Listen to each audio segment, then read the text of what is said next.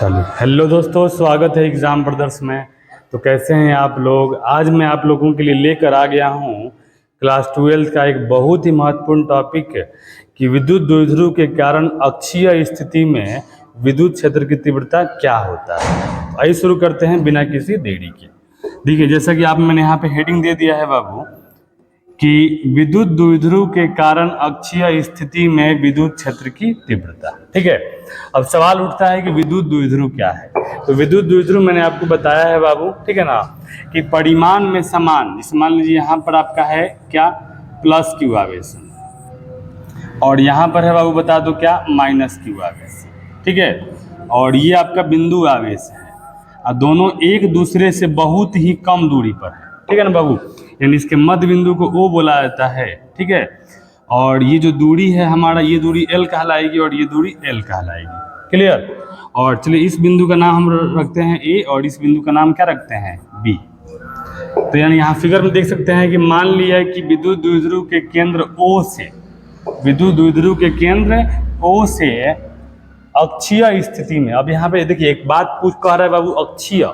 तो अक्षीय का मतलब ना कि इसी अक्ष के स्थिति में कहीं बिंदु अगर लिया जाए, ठीक है ना, तो यानी इसके अक्ष में मान लीजिए कि मध्य बिंदु O से, ठीक है, R दूरी पर एक बिंदु क्या है बाबू, P है, और इसी बिंदु P पर मुझे विद्युत क्षेत्र की तीव्रता का मान बताना है। क्लियर? यानी यही मुझे बताना है बाबू। ठीक है, तो यहाँ पे कह रहे हैं कि मान लिया है कि विद्युत द्विध्रुव के केंद्र O से अक्षीय स्थिति में R दूरी पर एक बिंदु P है जिस पर विद्युत क्षेत्र की तीव्रता का मान ज्ञात करना है। क्लियर है? तो अब देखिए यहाँ पर एक बात आता है कि यहाँ पर मान लीजिए जो विद्युत क्षेत्र की तीव्रता होगी ये माइनस क्यू आवेश के कारण भी होगी और प्लस क्यू आवेश के कारण भी होगी ना बाबू। तो ये जाहिर सी बात है कि मुझे क्या करना है कि दोनों आवेशों के कारण विद्युत क्षेत्र की तीव्रता निकालना है। ठीक है, और फिर देखना है कि उसका परिणामी तीव्रता क्या होगी, यही हमारा टारगेट है। तो सबसे पहले एक काम करते हैं बाबू, बोलो यहाँ से ये जो दूरी है, ये दूरी आपकी क्या है जी, R है, यानी मध्य बिंदु O से जो P की जो दूरी है वो क्या है, R है। ठीक है, तो अगर हम बोलिए इस माइनस क्यू से आवेश अगर दूरी निकालेंगे तो ये हमारा हो जाएगा BP। तो BP बराबर बोलो क्या होगा, देखो यहाँ से लेकर यहाँ तक मुझे निकालना है बाबू, और यहाँ से लेकर यहाँ तक R है और यहाँ से यहाँ तक L है। तो R में से मुझे L अगर घटा देंगे तो ये दूरी हमसे निकल जाएगी। क्लियर? तो BP हमारा हो जाएगा बाबू R minus L, R minus L। उसी तरह प्लस क्यू आवेश से बिंदु P की दूरी निकाल लो, तो प्लस क्यू से बिंदु P की दूरी AP हो जाएगा। क्या हो जाएगा, AP। देखो यहाँ से लेकर यहाँ तक की दूरी R है और यहाँ से लेकर यहाँ तक की L है, तो इसका मतलब R में मुझे L जोड़ना पड़ेगा, तो ये हमारा हो जाएगा R प्लस L। क्लियर? ये है ना विद्यार्थी। और हम जानते हैं कि OB का मान L है और OA का मान भी L है और AB का मान क्या है, 2L है। हम जानते हैं कि विद्युत द्विध्रुव के बीच की जो दूरी होती है ना वो 2L होती है, जिसे विद्युत द्विध्रुव की लंबाई कहते हैं। क्लियर बाबू? तो आइए हम लोग बारी बारी सब क्या करते हैं, निकालते हैं। सबसे पहले वो निकालेंगे हम लोग माइनस क्यू आवेश के कारण, माइनस क्यू आवेश के कारण, आवेश के कारण बिंदु P पर विद्युत क्षेत्र, अब देखिए बाबू, माइनस क्यू आवेश के कारण विद्युत क्षेत्र को हम बोलेंगे E1। क्या बोलेंगे बाबू, E1 वेक्टर। जैसे मान लो यहाँ पर देखो माइनस क्यू आवेश के कारण हम निकाल रहे हैं, तो माइनस क्यू आवेश के कारण देख बोलिए जो विद्युत क्षेत्र जो होगा ना वो आपका इधर होगा बाबू, ये हमारा हो जाएगा E1 वेक्टर। क्या होगा, E1 वेक्टर। माइनस क्यू आवेश के कारण विद्युत क्षेत्र की तीव्रता इधर होगी, ऋण आवेश की ओर होगी। क्लियर? तो बोलिए क्या होगा बाबू, आप जल्दी से बता दो। मैंने आपको बताया है बिंदु आवेश के कारण किसी बिंदु पर विद्युत क्षेत्र की तीव्रता का फॉर्मूला होता है E बराबर 1/4 पाई एप्सिलॉन नॉट आवेश बटा दूरी का स्क्वायर, आवेश बटा दूरी का स्क्वायर। तो यहाँ पे हो जाएगा E1 बराबर बोलिए 1/4 पाई एप्सिलॉन नॉट, आवेश हमारा हो जाएगा minus Q, sorry minus Q यहाँ देना जरूरी नहीं है बाबू, ठीक है ना, यहाँ पे आप केवल Q दे दो और बोलो यहाँ पर माइनस क्यू से दूरी बताइए कितना है, तो माइनस क्यू से बिंदु P की दूरी है BP और बीपी का मान है आर माइनस एल, तो ये हमारा हो जाएगा आर माइनस एल का the whole square, R minus L का द होल स्क्वायर, समीकरण नंबर 1। क्लियर है बाबू। उसी तरह लिखेंगे तथा देखो प्लस क्यू आवेश के कारण बिंदु P पर विद्युत क्षेत्र की तीव्रता, ठीक है, और इसे हम लोग बोलेंगे E2 वेक्टर। क्या बोलेंगे बाबू? E2 vector. तो अब यहाँ देखो कि प्लस क्यू आवेश के कारण क्या होगा, तो प्लस क्यू आवेश ये रहा, तो प्लस क्यू आवेश के कारण विद्युत क्षेत्र की जो तीव्रता होगी ना बाबू, ये इधर होगी, ये हमारा हो जाएगा E2 वेक्टर, क्योंकि हम जानते हैं कि प्लस के कारण क्या होता है, प्रतिकर्षण होता है, तो ये दूर भागेगा, ठीक है बाबू, और यहाँ माइनस के कारण क्या होता है, आकर्षण होता है, तो ये माइनस की ओर आएगा। क्लियर? तो यानी इधर आपका जाएगा E2 विद्युत क्षेत्र की तीव्रता, और प्लस क्यू से बिंदु की दूरी क्या है, AP है, और AP का मान है R प्लस L। तो हमारा बोलिए क्या होगा फॉर्मूला बाबू? फॉर्मूला हो जाएगा हमारा 1/4 पाई एप्सिलॉन नॉट आवेश का परिमाण है Q, और प्लस क्यू आवेश से दूरी क्या है जी, AP, और AP का मान बता दीजिए बाबू, हमारा है R plus L the whole square. Clear? समीकरण नंबर क्या हो जाएगा, 2 हो जाएगा। ठीक है, अब मुझे क्या करना है ना कि परिणामी तीव्रता निकालना है। तो अब मुझे बताइए आप लोग कि यहाँ माइनस क्यू पास में है बिंदु P के कि प्लस क्यू है, तो माइनस क्यू पास में है, तो माइनस क्यू के कारण यहाँ तीव्रता क्या होगी, ज़्यादा होगी, और प्लस क्यू के कारण तीव्रता क्या होगी, कम होगी। तो जब भी हम परिणामी तीव्रता निकालते हैं ना, तो ज़्यादा वाले में से कम वाले को घटाते हैं, तो क्या हो जाएगा बता दीजिए, परिणामी तीव्रता यहाँ हो जाएगा अब हमारा, लिखेंगे इसलिए परिणामी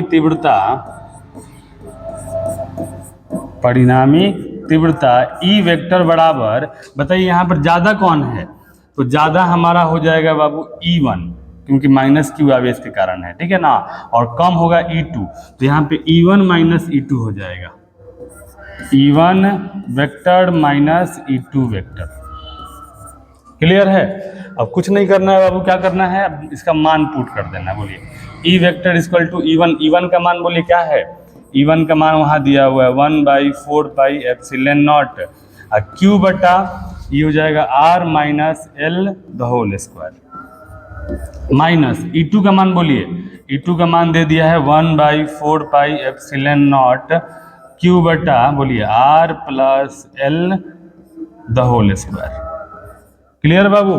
अब कुछ नहीं करना, इसमें जो कॉमन आ रहा है उसको कॉमन ले लो, तो बोलो E बराबर क्या हो जाएगा, Q कॉमन हो जाएगा, और बोलिए 4 पाई एप्सिलॉन नॉट दोनों में है, तो 4 पाई एप्सिलॉन नॉट भी कॉमन हो जाएगा, तो बचेगा क्या बता दीजिए, बचेगा हमारा 1 बटा R minus L the whole square minus 1 बटा R plus L the whole square. ठीक है बाबू? अब यहाँ से आपका मैथ शुरू हो गया, ठीक है ना, जो विद्यार्थी मैथ से भागते हैं अब उनके लिए यहाँ से अब मैथ शुरू हो गया। चलिए आगे बढ़ते हैं। देखिए ये हमारा हो जाएगा E बराबर Q बटा 4 पाई एप्सिलॉन नॉट। अगर हम इसका एलसीएम निकालेंगे तो आप देखिए एलसीएम क्या होगा बाबू, देखो अच्छे से एलसीएम निकालेंगे तो दोनों हमारा आ जाएगा यहाँ पर, ठीक है, तो ये हो जाएगा हमारा R minus L the whole square into R plus L the whole square. Clear है ना जी, समझ में आ रहा है ना बाबू? अब देखो यहाँ बट्टा का अगर हम घटाएंगे तो ये प्लस वाला यहाँ आ जाएगा और माइनस वाला इधर चला जाएगा, ठीक है, तो बोलो क्या होगा बाबू, ये हमारा हो जाएगा R plus L the whole square minus ये हो जाएगा R minus L the whole square. Clear है? अब इसे आगे बढ़ाते हैं। देखिए इसमें ज़्यादा लोड नहीं लेना है, ठीक है ना, ये हमारा हो जाएगा Q बटा 4 पाई एप्सिलॉन नॉट।